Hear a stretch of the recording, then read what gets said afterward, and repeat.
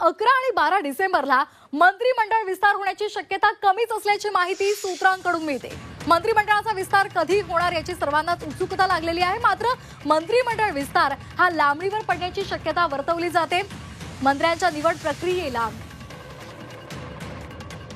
मंत्र्यांच्या नावांची निवड त्याचबरोबर तीनही नेत्यांच्या नावावर चर्चा आणि त्यानंतर केंद्रातून मंजुरी या प्रक्रियेला वेळ लागण्याची शक्यता सूत्रांकडून वर्तवली जाते। या संदर्भात अधिक माहिती घेणार आहोत आमचे प्रतिनिधी कपिल राऊत यांच्याकडून। कपिल, काय नेमकं घडतंय? मंत्रिमंडळ विस्तार लांबणीवर पडण्याची शक्यता वर्तवली जाते। नक्कीच मंत्रिमंडळ जो विस्तार आहे त्याच्याकडे सर्वांचं लक्ष लागलेलं आहे, तो लांबणीवर पडू शकतो कारण की अजूनही तिन्ही नेत्यांच्या बैठका झालेल्या नाहीयेत आणि खूप काही खात्यांवरती अजून एकमत झालेलं नाहीये। त्यामुळे ही जी प्रक्रिया आहे ही लांबणे जाऊ शकते आणि त्याचबरोबर या तिघांची बैठका, तिघांचं एक पद, त्याच्यानंतर दिल्लीतील नेते आहेत त्यांची मंजुरी, ह्या अनेक गोष्टी अजून बाकी आहेत।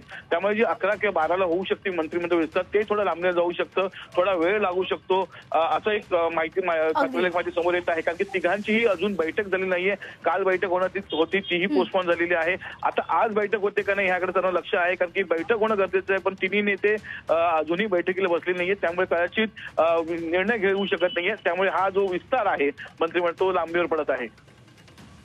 अगदी, त्यामुळे मंत्रिमंडळ विस्तार हा लांबणीवर पडण्याची शक्यता वर्तवली जाते। धन्यवाद कपिल, आपण दिलेल्या या सविस्तर माहितीसाठी।